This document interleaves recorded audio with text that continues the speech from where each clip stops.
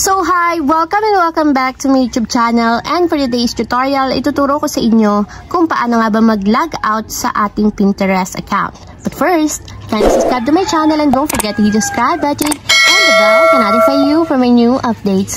And if you want to learn more, just keep on watching and let's start.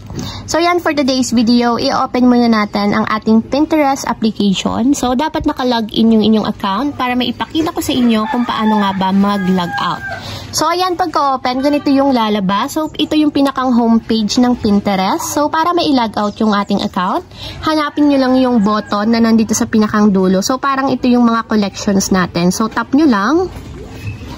And after nyan, ganito yung lalabas. So, mapupunta tayo sa boards and pins. So, hanapin nyo lang yung parang profile na nandito sa upper left corner. So, kung makikita nyo R yung nakalagay sa akin since yun yung initial ng name ko. So, tatap nyo lang yan.